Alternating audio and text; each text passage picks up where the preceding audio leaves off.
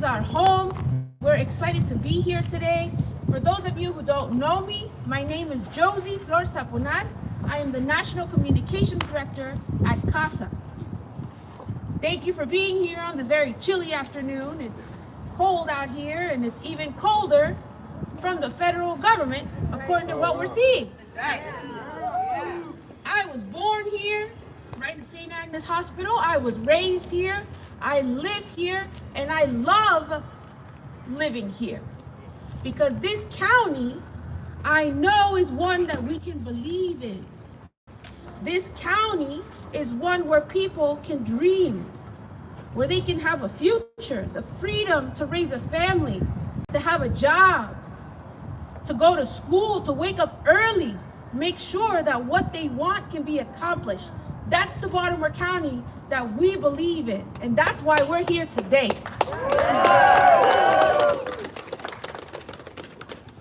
Today, I'm 9 months pregnant. I am 36 weeks today.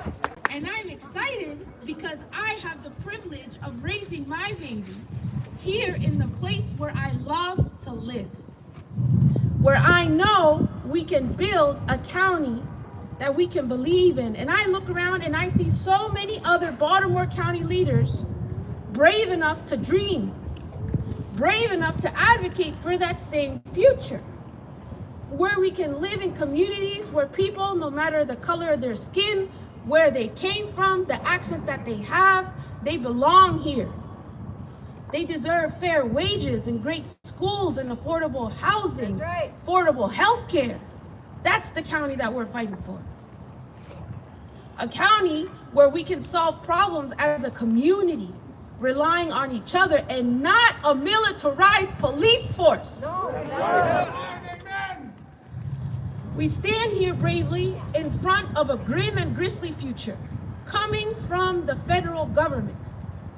The federal government has chosen violence.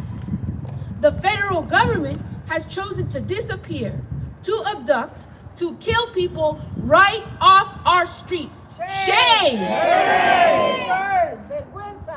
That cannot happen here in Baltimore County anymore. That cannot happen in Baltimore County anymore. With ICE, the violence has gotten deadly. 2025 was the deadliest year in the short history that ICE has existed.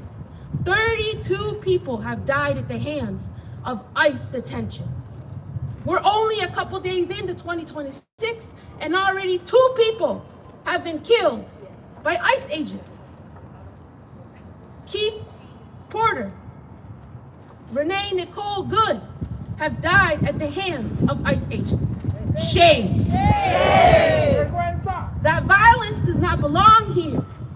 We belong here. Our love belongs here. We belong in Towson, in Owings Mills, in Arbutus, in Catonsville, in Rosedale, in Pikesville, in Randallstown.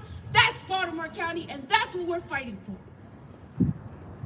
We know that immigrant families are more than what capitalism says they are. That's right. Immigrant families here in Baltimore County give $1 billion in taxes. That's $1 billion to fix the potholes in our roads, to pay for our teachers in our public schools, to offer services to people that need and want them. That's $1 billion worth of dreams. That's the Baltimore County that immigrants are fighting for, that they believe in. Immigrants have moved heaven and earth for that better future, just like we would do for our families, just like I'm trying to do for my baby. 1 in 8 people in the county is an immigrant. 20% of immigrants own a business. But it's more than just those numbers, because immigrants are raising families, kids, they have jobs, they're trying to go to school, they are fighting for that county that they can believe in. But every day, they wake up and they brave the federal government's cruelty. They brave a regime that's made of nothing but billionaires, made of bullies, made of cowards, that are trying to take away our freedom, that are trying to seize power against us just because We don't love like them. We don't look like them. We don't live like them. Shame. Shame. That's fine. Because frankly, the wealthy have always tried to exploit us. But we stand here because we know we have won before and we will win again. That's what we're here to do. We're here to support two bills.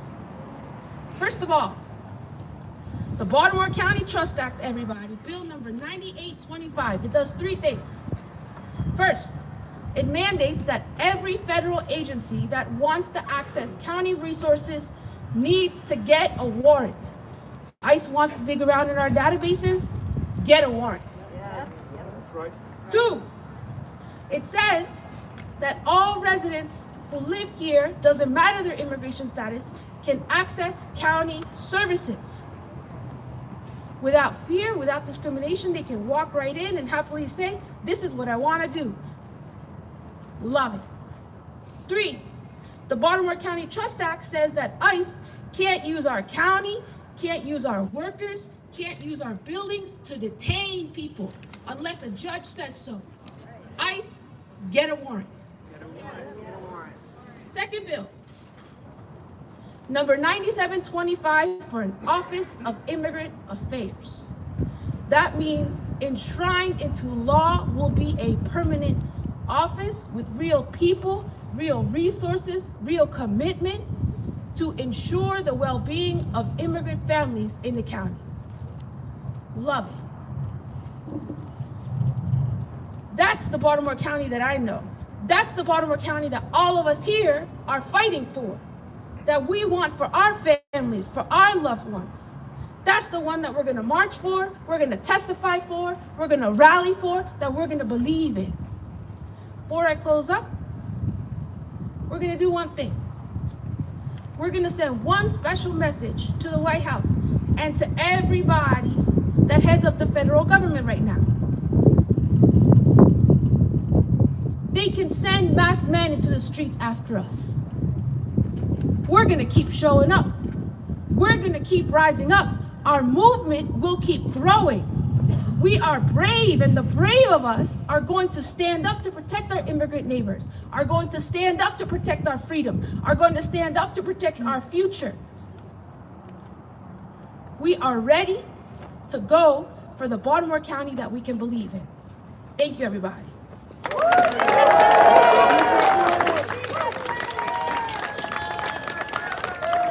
Next on the lineup, we have a resident of Baltimore County. Name is Pedro. To my reporter friends here, please know that Pedro has a pseudonym for security purposes. So Pedro, come on down.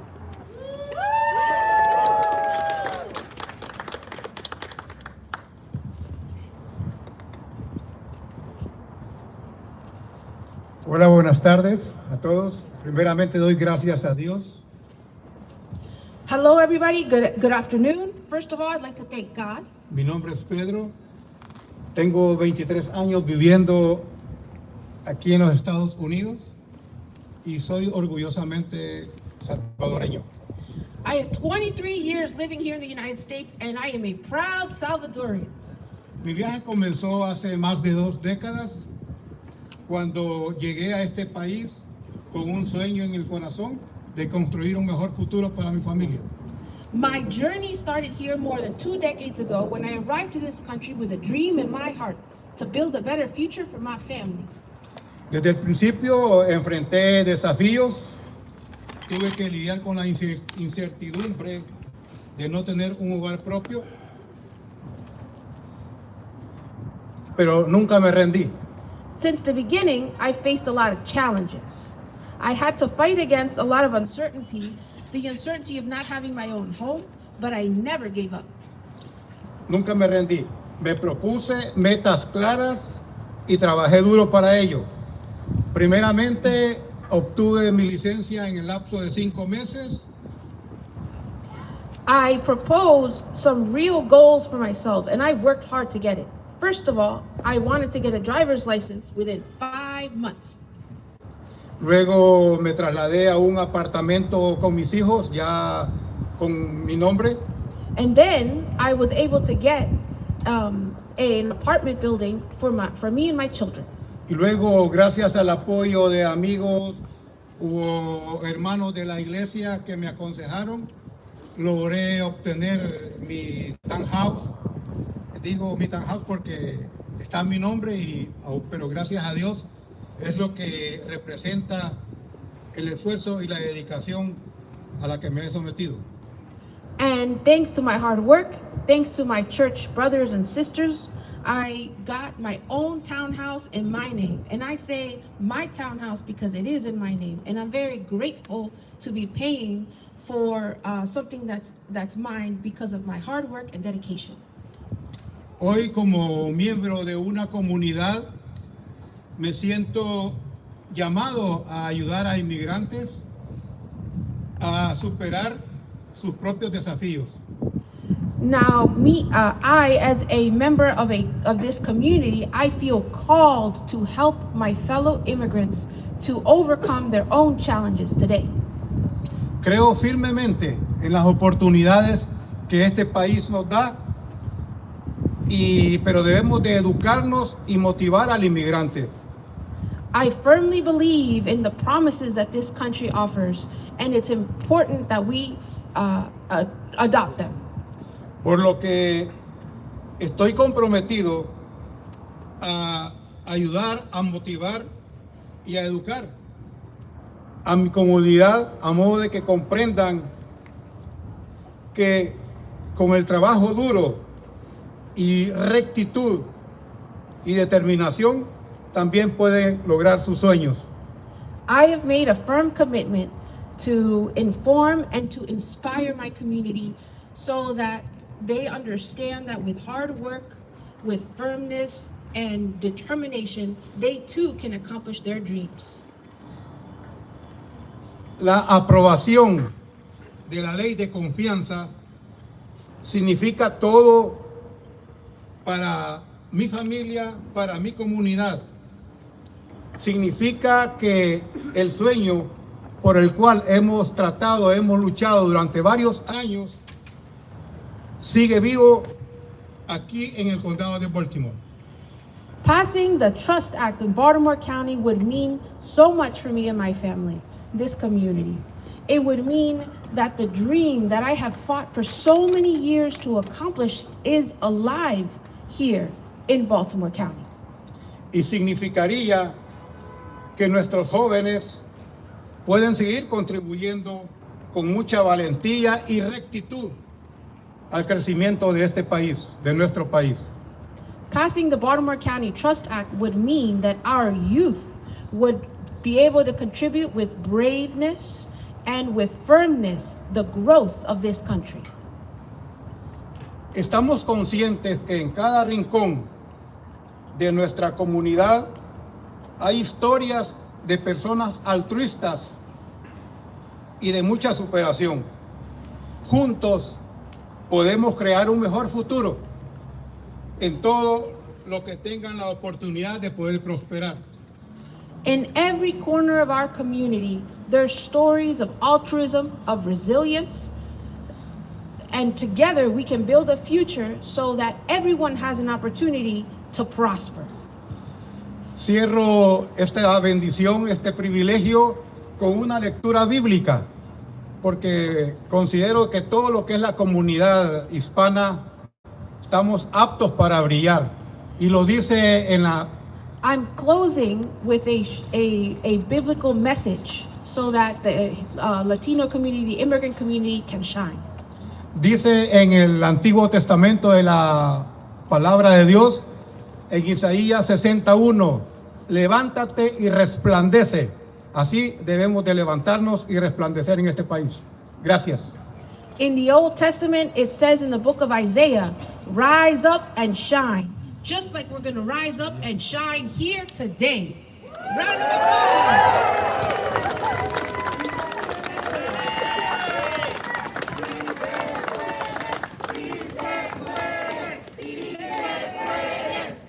Thank you to Pedro. Coming up next is Lucia, who is also using a pseudonym. Come on down, Lucia.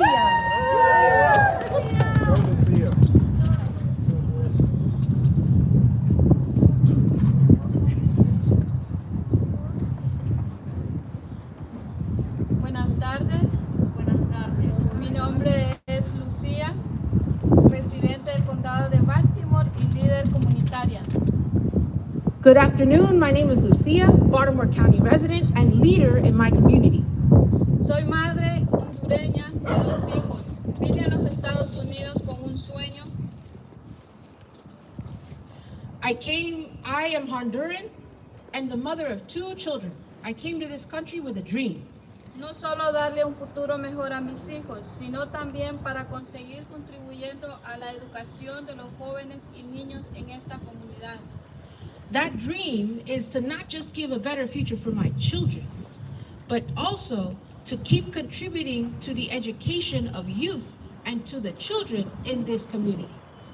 Soy maestra y graduada universitaria en Honduras, donde estudié en una de las mejores escuelas de educación para obtener mi título de docente.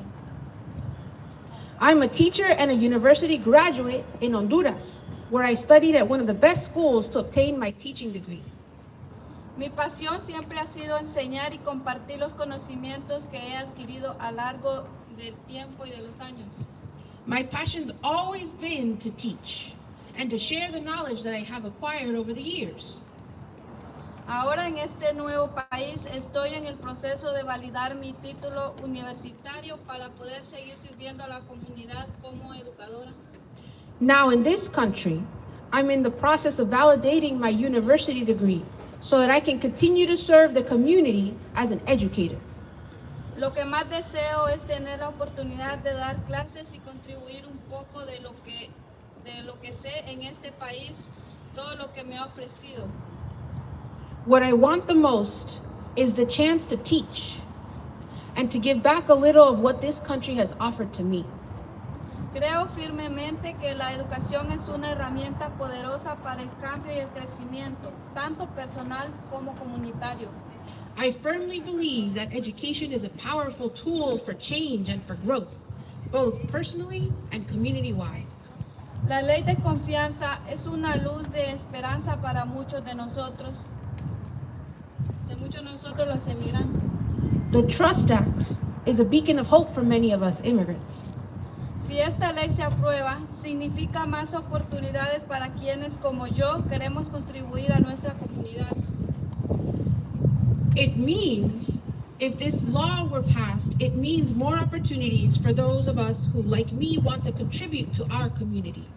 Nos permitirá trabajar en lo que amamos y ayudar a las futuras generaciones a alcanzar sus sueños. The Trust Act in Baltimore County will allow us to work at what we love and help future generations achieve their dreams. Me siento muy orgullosa de ser parte de esta comunidad y de poder aportar lo que sé. Juntos, con el apoyo de la ley como la de confianza, podemos contribuir a un futuro donde todos tengamos la oportunidad de brillar y hacer una diferencia. I am very proud of being part of this community and to contribute what I know. Together with the support of laws like the Trust Act, we can build a future where we have the chance to shine and to make a difference. A round of applause, please, for Lucia!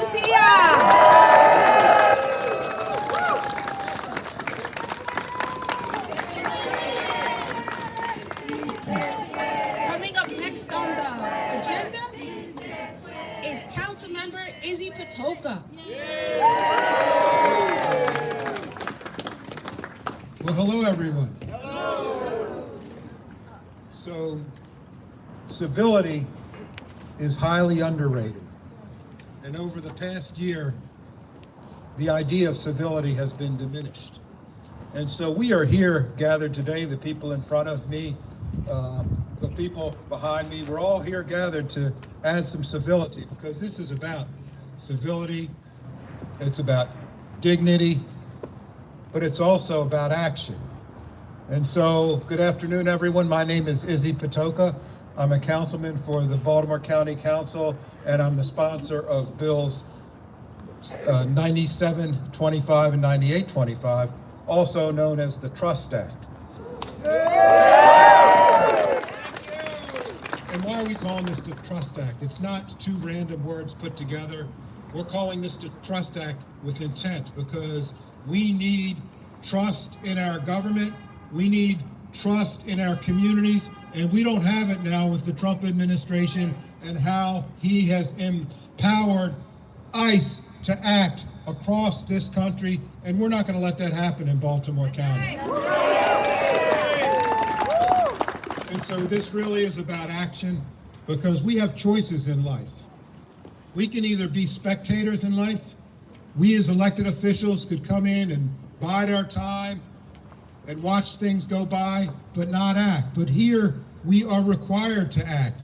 We can't just watch Renee Nicole Good be executed in a public street. And that has become normalized. And it becomes normalized when you have so-called law enforcement with masks, heavy weapons, acting so aggressively. I've never seen these types of aggressive actions by an entity that's not trained to work in municipalities and jurisdictions that have higher density. They're not trained, and we're just not going to let that happen here in Baltimore County. So let me just tell you, we heard a little bit about what Bill 9725 and Bill 9825, what each one is intended to do. But really the purpose of the bills combined is, one, to reduce fear that we currently have in our community, and two, to increase due process. Increase due process. We look at what happened, what happens across the nation, what happened with Renee Nicole Good. There was no due process. It was just, yeah, I don't even have to say it, we all know. So, these bills will allow Baltimore County agencies to engage on civil matters, but if ICE comes into Baltimore County, let me rephrase that. It will put controls on how much Baltimore County agencies can engage with ICE.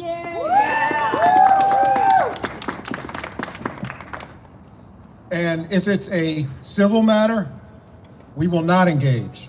If it's a criminal issue, we will assist as necessary. And I want to be clear by that, because folks are asking me this question: why are you so opposed to ICE?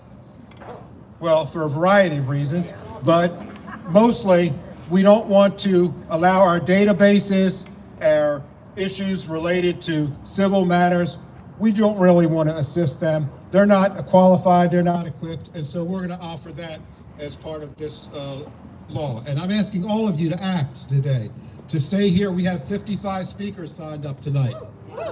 And so it's going to be a long night. And so I ask you to stand firm the entire night, because we need to demonstrate. I will say this, that, you want me to wrap up? Okay. I'm going to get the hook, but I want to say this. One of the reasons I'm here is because of my faith. And I was just reading to my staff, I'm not a very religious man, but from time to time I look at it, and I will say, according to my faith, it says to welcome the stranger. Because we were once strangers in a strong land. And every Passover, families of my faith gather around the table, and the Passover Seder table, and we discuss this. And so I'm asking everyone to take action. Don't be watching on the sidelines. Let's get engaged. Let's do this. Let's stand tall. Let's be strong. Thank you. Another round of applause, please, for the bill sponsor. Wonderful, wonderful. Next on our speaker lineup is Councilmember Julian Jones. Good afternoon, everyone. Again, I'm Councilman Julian Jones, and I am honored to be here today. And I want to start off with a news flash. We all are immigrants in this land. Okay? Many of us got here different ways, but make no mistake about it, we all are immigrants. So I want to stand here today to be very clear that I stand with the immigrant community. I stand with people that have come to this country for a better life. I stand for people who've come here in search of the American dream that is not committing crimes, that is not committing murders as portrayed by some folks in the White House. It is clear that the folks that are being deported, that are being ripped apart from their families, that are being ripped apart, those folks came here to live the American dream and contribute to our society, and they're being ripped apart and deported for no reason at all other than some mad idea by somebody in the White House. So I want to end basically with this. They came for the communists, and I didn't speak out because I was not a communist. Then they came for the socialists, and I didn't speak out because I'm not a socialist. Then they came for the trade unionists, and I didn't speak out because I was not a trade unionist. Then they came for the Jews, and I didn't speak out because I was not a Jew. Then they came for me, and there was no one left to speak out for me. So, my friends, this is a time in our history where each and every one of us must be accountable. We must stand up and let the Trump administration know that ICE is not welcome here in our community, and we must let them know that we're not going to stand idly by while they murder people in the streets and rip families apart. Thank you so much for listening, and God bless you all. Thank you.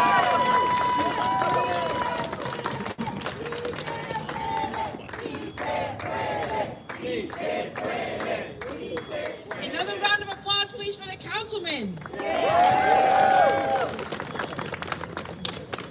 Alrighty, we are joined by a very strong group of allies, of partners, different community members here. We have next Roland Patterson with the Baltimore County NAACP chapter.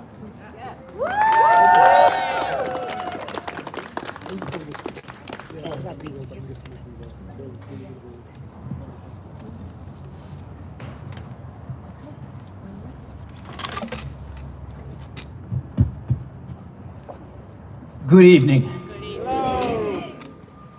150 years ago, masked men on horses rode across our land, trampling the rights of citizens. Night riders, they were known as. I might as well call the name Ku Klux Klan. 150 years later, the government is deputizing just about anybody to ride across the land again, now in cars, for the supposed purpose of clearing our land of criminals. Kilmar Abrego Garcia is still amongst us because he was what? Not a criminal. And so we have a problem. So the NAACP, founded in 1909, whom I'm here on behalf of, has to support these bills because we are immigrants, albeit of a forced nature. Now, I say in the spirit of fellowship, and I pray that you will hear me here, that we must push these bills to be the strongest content bills that they can be. Yes. And so in the presence of the sponsor, I want to make the points that concern the NAACP. If you read the language of these bills, they are called to be enacted within 14 days of passage. The county charter requires that what they call a 4+1 or a majority +1 vote be taken or be achieved in order to pass a bill in enact a bill in less than 45 days. This bill, these two bills, call for enactment within 14 days after passage. So that means that they must have a majority +1. On this council, That means every Democrat plus one Republican. So if the Republicans, and this has happened before, visit redistricting, if the Republicans decide they will not support this bill as written, they have the power to functionally veto it. All that has to occur for them to be deprived of that power is that it be enacted in 45 days after passage instead of 14. The NAACP urges that change. The last thing that we urge is that the director of the Office of Immigration Affairs can't just serve at the pleasure of the county executive. There is an inherent conflict of interest. The county executive oversees the law enforcement agents. She has signed the very MOU that gave rise to this bill. So is there not, do you see the tension there? There is a stress upon the OIA, Office of Immigration Affairs, as it presently stands. So that office, the director, Mr. Councilman, ought to be elected or appointed with the advice and consent of the council, and ought to only be subject to being terminated for cause. And in that way, this office will be rooted in strength. As I go to my close, in the 1950s, we were afraid of states and the fascists that ran those states. Ernest Van der Veer, Georgia, George Wallace, Alabama, Ross Barnett. Now, we are turning to the states and the counties. Those people and their progeny, philosophically speaking, have moved to Washington. The fascists have moved to Washington. And now we're turning to the local governments and the state for protection from the federal government. We have to strengthen these pieces of legislation so that the protection we need is real.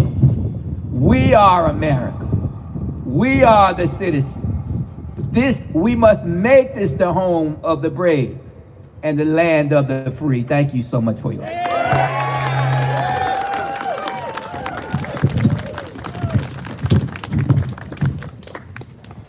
Wonderful. Thank you, Roland.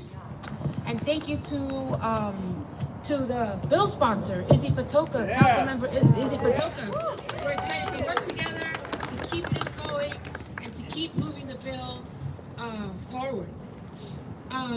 Next, we have Rabbi Ruth Smith with Jews United for Justice.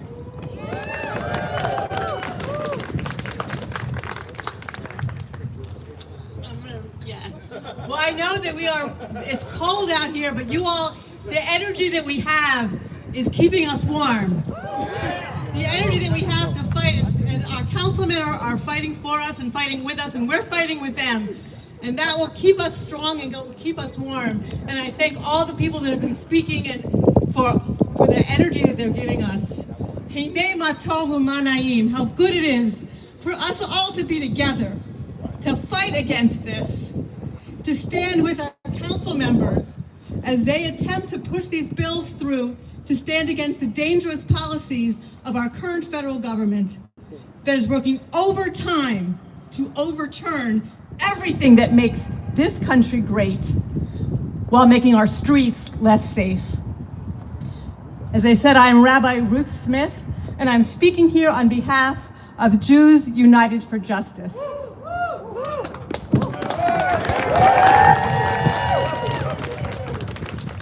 JUFJ organizes nearly 1,800 Jews and allies in Baltimore County and thousands more throughout our region in support of local campaigns for social, racial, and economic justice.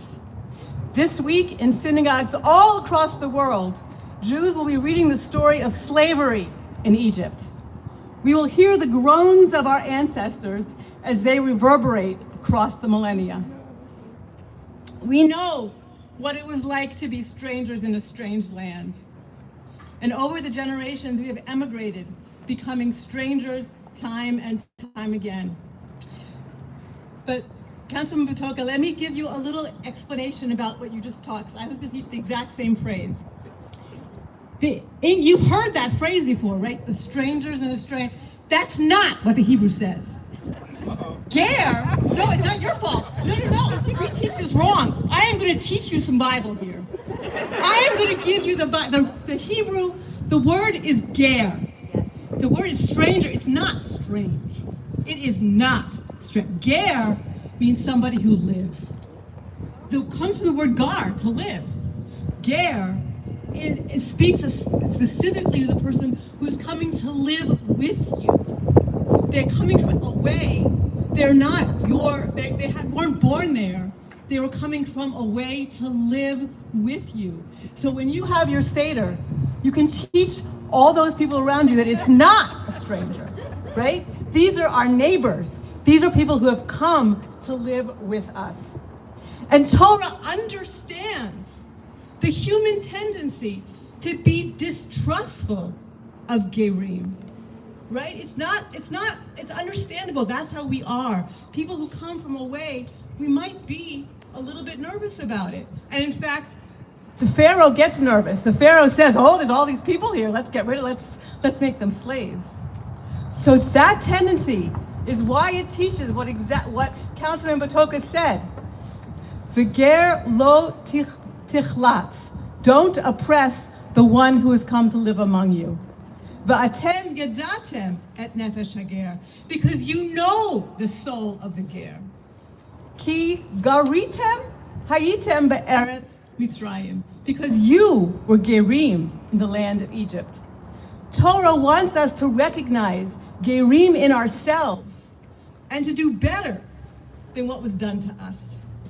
That is why this command is repeated 36 times in the Torah. The most any commandment is repeated. And as I said, gerim, by virtue of coming and living among us, they become our neighbors. And as you know, Torah teaches, v'ahavta l're'echa kamocha, love your neighbor as yourself.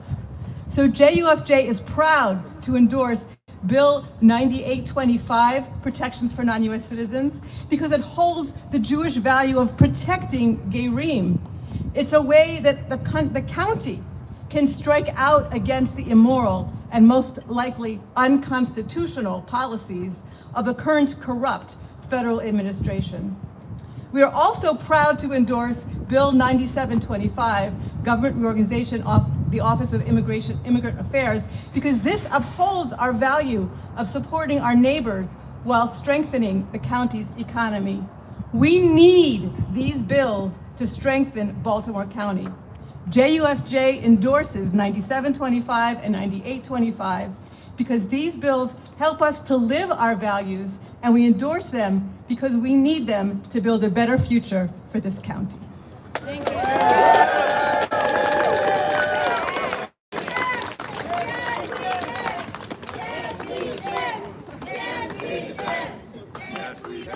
Alrighty, so I'm looking at the time. It is 3:40. The hearing starts in about 20 minutes. Next on our lineup, we have Jennifer Blaylock, a leader from Indivisible, Baltimore County. Good afternoon. Thank you for being here. Thank you to CASA for leading advocacy efforts today. Thank you, Josie. Thank you, Alex, Irvin, Kat, all of our CASA members. Thank you to Lucia and Pedro for sharing your stories. My name is Jennifer Blaylock, and I am speaking today on behalf of Indivisible Baltimore County. We are here because immigrant residents in Baltimore County deserve respect, support, and the ability to live with dignity and safety in their communities. And because policy decisions must center the leadership of impacted community members and immigrant-led organizations like CASA. Immigrant communities are not abstract. Immigrants are our coworkers, our classmates, our neighbors, and our loved ones. Many are navigating daily uncertainty shaped by aggressive enforcement practices and the increased presence of ICE in our region. That reality has consequences. It can discourage people from seeking health care, reporting crimes, enrolling their children in school, or accessing county services, even when those services are rightfully theirs. That is why legislation like Bills 9725 and 9825 matters, to ensure county systems do not create additional harm, and instead reflect the priorities and lived experience of those most impacted. We want to say this directly to immigrant residents in Baltimore County. Your lives, your experiences, and your leadership matter. You have the right to safety. You have the right to be heard. And you have the right to help shape the resources your communities need. We hope these bills and this moment help create conditions where impacted community members feel supported to speak up, to testify, and to lead. At the same time, we want to speak to the wider Baltimore County community, including those who may still be deciding how they feel about this legislation. During a prior testimony opposing these bills, language was